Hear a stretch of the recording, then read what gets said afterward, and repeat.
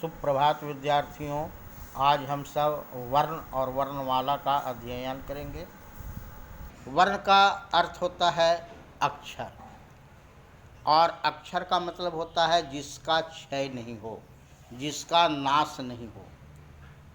स्पष्ट है कि वर्ण हम उस मूलध्वनि को कहते हैं जिसके खंड व टुकड़े नहीं हो सके,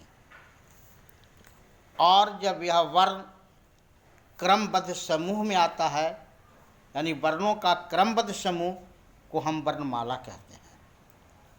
हम देखें तो वर्णों का अपना महत्व है, क्योंकि वर्णों के मेल से ही शब्द बनते हैं। अब हम वर्ण को दो भागों में बांट सकते हैं, पहला स्वर और दूसरा व्यंजन। जो वर्ण बिना किसी अन्य वर्ण की सहायता के बोले जा सकते हैं, वे वर्ण स्वर वर्ण कहलाते हैं। यानी स्वर वर्ण स्वतंत्र वर्ण होते हैं, जैसे अ, आ, ई, उ, री, ए, ऐ, ओ, औ। ये सब स्वर वर्ण हैं। स्वर के निम्नलिखित तीन भेद होते हैं। पहला ह्रस्वर, जिसको हम मूल स्वर भी कहते हैं। दूसरा दीर्घ स्वर, जिसको हम संधि स्वर भी कहते हैं। और तीसरा प्लुत स्वर। अब ह्रस्वर क्या है? इसको अंग्रेजी में हम शॉर्ट वॉवेल्स कहते हैं। जिन स्वरों के उच्चारण में अपेक्षाकृत कम समय लगता है, वे ह्रस्वर कहलाते हैं। यानी ह्रस्वर का एक मात्रा होता है। ये चार है: अ, ई, उ और री। दूसरा है दीर्घ स्वर। जिन स्वरों के उच्चारण में मूल स्वरों से दुगना समय लगता है, उसे दीर्घ स्वर हम कहते हैं। इसमें दो मात्रा का समय लगता है। ये सात हैं: आ, ई, उ, ए, ऐ, ओ और औ। और तीसरा है प्लुत स्वर। जिन स्वरों के उच्चारण में मूल स्वरों से तिगुना समय लगता है, वे प्लुत स्वर कहलाते हैं। ये प्रायः दूर से पुकारने के लिए प्रयुक्त होते हैं, इसलिए उच्चारण की स्पष्टता के लिए इनके आगे तीन लगा दिया जाता है। इसका तात्पर्य है तिगुना समय, जैसे ओम, हे राम। अब हम व्यंजन को देखें। जिन वर्णों के उच्चारण में हमारी प्रश्वास मुख के किसी अवयव से बाधित होती है, उन्हें व्यंजन कहते हैं। ये व्यंजन स्वर की सहायता से ही बोले जाते हैं। मूल रूप से देखा जाए तो व्यंजन स्वर रहित होते हैं, जैसे क, ख, ग, घ। यह स्वर रहित होने का जो चिन्ह होता है, उसको हम हल चिन्ह कहते हैं। जहाँ कहीं स्वर रहित व्यंजन का जब हम प्रयोग करते हैं, तो हल चिन्ह का प्रयोग हम अवश्य करते हैं। स्वरयुक्त व्यंजन और उनके वर्ग। वर्ण को 5 वर्गों में बांटा गया है। पहला है कवर्ग। कवर का मतलब हुआ क, ख, ग, घ, अंग। दूसरा चवर्ग, च, छ, ज, झ, ञ। तीसरा टवर्ग, ट, ठ, ड, ढ, ण। चौथा तवर्ग, त, थ, द, ध, न। और पांचवा पवर्ग, प, फ, ह, ब, भ, म। इस पांचों वर्ग को हम स्पर्श व्यंजन भी कहते हैं। इसलिए सभी वर्गों के व्यंजन को स्पर्श व्यंजन कहा गया, क्योंकि व्यंजनों के उच्चारण में जीभ मुख के किसी न किसी स्थान विशेष का स्पर्श करती है। स्पर्श किए जाने वाले स्थान भेद के कारण ही स्पर्श व्यंजनों की यह 5 वर्ग हुए। अंतस्थ देखें तो यारा लव है। उष्म व्यंजन श, श, स है। संयुक्त व्यंजन क्ष, त्र, ज्ञ, स्र। अब हम इन वर्गों के आधार पर अगर उच्चारण स्थान देखते हैं तो क वर्ग तो उच्चारण स्थान कंठ, च वर्ग तो उच्चारण स्थान तालु, ट वर्ग तो उच्चारण स्थान मूर्धा, त वर्ग उच्चारण स्थान दान, प वर्ग तो उच्चारण स्थान ओष्ठ। लेकिन प्रत्येक वर्ग का जो 5वां वर्ण है उसको नासिकीय व्यंजन भी कहते हैं, क्योंकि इसका उच्चारण नासिका से होता है, अतः इन्हें नासिकीय व्यंजन भी कहते हैं। अब अंतस्थ व्यंजन को देखें, यारा लब, तो ये अंतस्थ है, माने बीच का वर्ण है। स्वर और व्यंजन के बीच में स्थित है, इसीलिए इन्हें अंतस्थ व्यंजन कहा गया है। इनका उच्चारण जीभ, तालु, दांत और ओठों के निकट आने से होता है, किंतु श्वास में रुकावट कम होती है। अगर उसमें व्यंजन देखें श, श, स और ह, तो इनका उच्चारण रगड़ या घर्षण के कारण होता है। हमारी जीभ श का उच्चारण करते हुए तालु और स का उच्चारण करते हुए दांतों की जड़ को छूती है, और श को मूर्धन कहा जाता है, किंतु इसका उच्चारण भी अब श की भांति ही होता है। अब हम देखें तो 2 वर्ण को आयुग्वाह कहा गया है। अयोगवाह, अनुस्वार और विसर्ग को। अब जो अयोग है उसको वाह कहा जा रहा है। कारण क्या है वह? यह अयोग होकर और वाह कहा गया, यानी अयोगवाह। तो हिंदी में स्वरों और व्यंजनों के मध्य 2 ध्वनियाँ ऐसी हैं जो स्वर और व्यंजन के मेल से बनी है। ये ध्वनियाँ अनुस्वार और विसर्ग हैं। ये दोनों ध्वनियाँ अ आदि स्वर के बिना नहीं बोली जा सकती। अ आदि स्वर के योग से वहन होने के कारण ही इन्हें अयोगवाह कहा जाता है। जैसे दंत, प्रातः।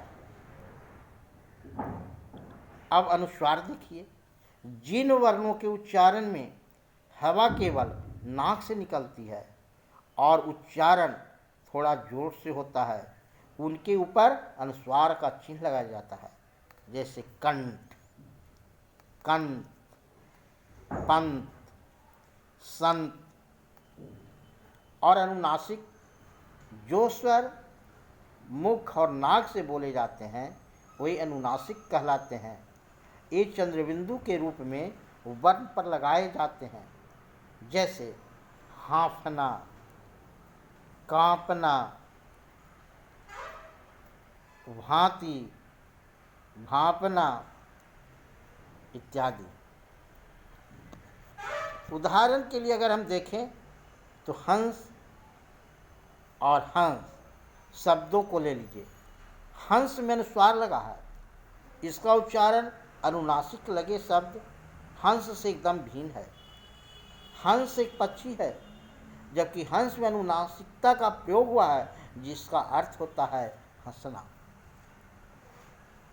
अब दो वर्ण ऐसे हैं जो हिंदी वर्णमाला में अपना लिए गए व्यंजन है। वह है अड़, अढ़ा। ये संस्कृत में नहीं थे। इनके ड और ढ के उच्चारण में भेद किया जाता। अड़ा का प्रयोग शब्द के पहले न कर प्रायः बीच या अंत में किया जाता है, जैसे बाढ़, बढ़िया, कड़ा, कड़ाही। अब हम ज और फ को दे और आगत वर्ण कहे जाते हैं। ज, फ और आगत वर्ण कहे जाते हैं। ज, फ का प्रयोग प्रायः उन कुछ शब्दों में होता है जो अंग्रेजी तथा अरबी फारसी से आए हैं तथा आ का उच्चारण आ और ओ के बीच की ध्वनि है। यह कॉलेज जैसे कुछ अंग्रेजी शब्दों में प्रयुक्त होता है। कॉपी, कॉलेज, काफी। छ, त्र, ज्ञ और श यह संयुक्त व्यंजन है। यह इसमें दो वर्ण हैं। क मूर्धन्य श तो छ का निर्माण हुआ। ज, ञ तो ज्ञ का निर्माण हुआ। त, र तो त्र बना। श और तो स्र हुआ। इस प्रकार यदि हम स्वरों की मात्राएं को देखें तो यह बड़ी महत्वपूर्ण बात है कि व्यंजनों के साथ स्वर न लगकर उनकी मात्राएं स्वर चिन्ह ही लगती है, जो इस प्रकार है। जैसे स्वर अ, मात्राएं कुछ नहीं न होते हैं। जैसे हम अगर स्वर आ एक मात्रा, राम, ई तो मिल, ई तो मीत, उ कुछ, उ पुत। अगर स्वर री देखें तो सब गृह, ए तो मेज, ऐ मैल, ओ तो गोल, औ तो गौरव। इस प्रकार एगो बाह का भी हो सकता है। अंग तो कन, शन, अतः, प्रातः। अब हम व्यंजनों को उच्चारण स्थान को देखते हैं तो व्यंजनों का उच्चारण मुख के भिन्न भिन्न स्थानों से होता है। बोलते समय हमारी जीभ मुख के जिस भाग का स्पर्श करती है वही उस वर्ण का उच्चारण स्थान कहलाता है। स्थान भेद से व्यंजन वर्णों के निम्नलिखित उच्चारण स्थान कहे जा सकते हैं। उसमें स्वर यंत्रीय मन स्वर यंत्र से, जैसे है कंठीय गले से, क ख ग घ घ। तालव्य तालु से, तो च छ ज झ, य य और श। मूर्धन्य से, मूर्धा से जिसको कहते हैं ट ठ ड ढ अण र श। वर्तस जिसको दांतों की जड़ से कहते हैं न ल स। दंत दांतों से त थ द ध। ओष्ठ दोनों ओठों से प फ ब भ म। दंतोष्ठ दांत और ओष्ठ से व इसका उच्चारण दांत और होठों से होता है। नासिकीय, नासिका से, अंग, या, अण, न, म, इसका उच्चारण मुख और नासिका से होता है।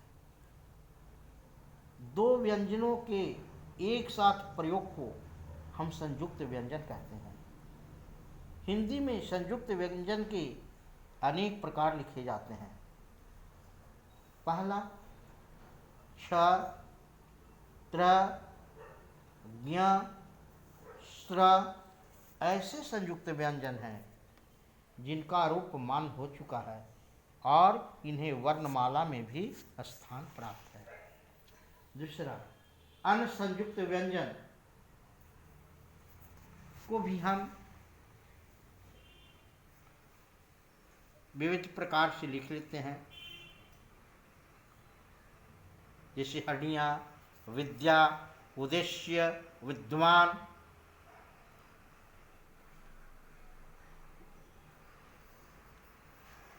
अब हम वर्ण विच्छेद को देखते हैं। किसी शब्द में प्रयुक्त एक एक वर्ण को क्रम से पृथक करना वर्ण विच्छेद कहलाता है। जैसे विद्या, विद्या में व, ई, द, य और आ से विद्या बना। वर्ण को अक्षर कहते हैं, अभी बतलाए थे, यानी वह ध्वनि अथवा ध्वनि समूह अक्षर कहलाता है जिसका उच्चारण एक सांस या एक प्रयत्न में होता है। लेकिन अक्षर के लिए निम्नलिखित दो बातें आवश्यक है।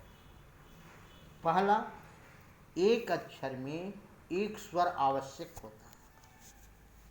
दूसरा, एक या अनेक अक्षरों के संयोग से जो सार्थक इकाई बनती है उसे शब्द कहते हैं।